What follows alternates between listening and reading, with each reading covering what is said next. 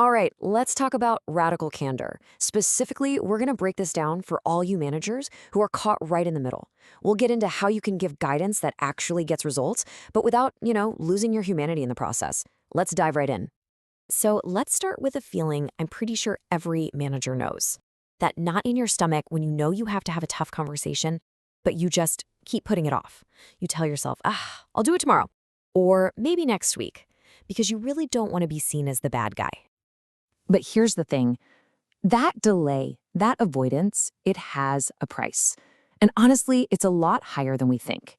We're going to look at the real-world fallout from dodging those crucial conversations, especially when you're squeezed between what your bosses expect and what your team needs.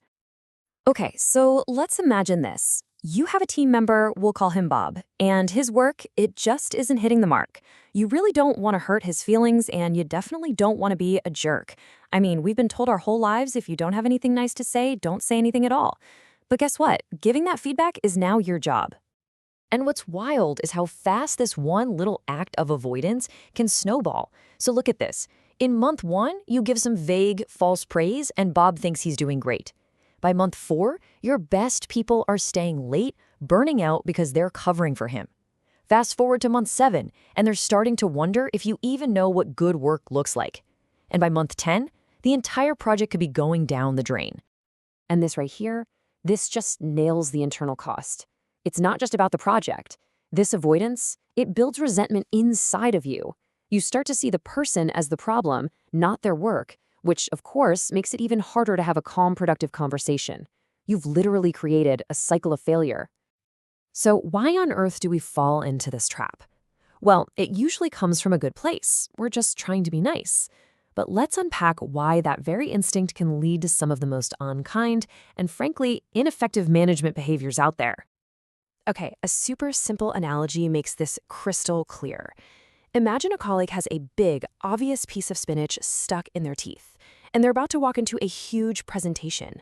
What do? Your answer actually reveals a whole lot about your feedback style. This is the #1 trap for managers. Ruinous empathy. You care, but you don't challenge. You stay quiet just to avoid a few seconds of awkwardness. For them, and let's be honest, for yourself. And what's the result? They walk into that big meeting and get embarrassed. You basically prioritized your own comfort over their success. Ouch. And then there's something even worse. Manipulative insincerity. This is when you don't challenge, and you don't really care either. You don't say a word to their face, but then you turn around and talk about it behind their back. This is classic passive-aggressive behavior, and it absolutely demolishes trust with your whole team. So here's the crucial point. Avoiding directness doesn't actually prevent a problem, it just delays it and makes the eventual explosion that much worse. Being unclear isn't nice, it's just confusing. And letting someone fail quietly isn't kind, it's a total dereliction of your duty as a leader. Okay, enough about the problem. Let's talk about the solution. There is a simple, really powerful framework that can guide you out of this trap and help you become a much more effective leader. The first dimension is to care personally. This is the antidote to that old-school robotic professionalism. It's about remembering that you and your team are actual human beings with lives outside of work. It's about building genuine, trusting relationships. It's not just business, it really is personal. And the second dimension is to challenge directly. This is your core responsibility, to guide the team toward great results. It means telling people when their work isn't good enough, and also when it is. It means you're willing to have those tough conversations because you actually care about their growth and the team's success. And I love this because it gets right to the heart of the idea. This is not about balance. It's not like you get to be a little less challenging on Monday so you can be more caring on Tuesday. No, you have to do both at the same time in every single interaction. So when you combine caring personally with challenging directly, that's where you find radical candor. It's guidance that's both kind and clear, specific and sincere. It builds the trust you absolutely need to achieve great things together. And remember this last point, because it's so important. It's not about what you intended to say, it's about how the other person actually hears it. Okay, so the theory is great, right? But how do we actually do this? Let's get down to brass tacks and look at some practical tools you can start using in your very next conversation. Just look at the difference here. The first example is pure ruinous empathy. It's polite, yeah, but it's completely useless. The person has no idea what to do better next time. The second one, that's radical candor. It's kind, it's specific, and most importantly, it's helpful. It gives them a clear path to improve. A great little tool for this is the Situation Behavior Impact Model, SBI. It forces you to be specific and objective.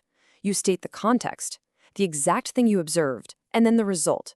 This keeps the focus on the action, not the person's character, which makes the feedback way easier to hear and act on. And listen, timing is everything. Don't save this stuff up for a 6-month performance review. Guidance has a very short half-life. The longer you wait, the less relevant it becomes. And remember that unspoken criticism doesn't just vanish. It builds up, and eventually, it explodes. So, let's bring this all together and talk about the real purpose behind this whole approach. It's really about redefining what your goal as a manager actually is. This story from Apple is just incredibly powerful. When the design chief, Johnny Ive, was pulling his punches on feedback, Steve Jobs called him out on it. He said avoiding the direct challenge wasn't about protecting the team, it was about protecting his own desire to be liked. It was, in a word, vanity. Your responsibility as a manager is to guide your team to get results. And that means you have to embrace the fact that sometimes people might be upset with you. Honestly, if nobody on your team is ever mad at you, it's probably a red flag that you aren't challenging them enough to do their best work. Ultimately, this isn't just another management technique. When you're in a position to lead people, giving clear, direct guidance that comes from a place of genuine care isn't just your job. It's your fundamental responsibility. It's your moral obligation. Just say it. So here's your challenge. I want you to think about that one conversation you've been avoiding. What is one piece of radically candid feedback, whether it's praise or criticism, that you can offer this week to help someone on your team grow? That's the place to start.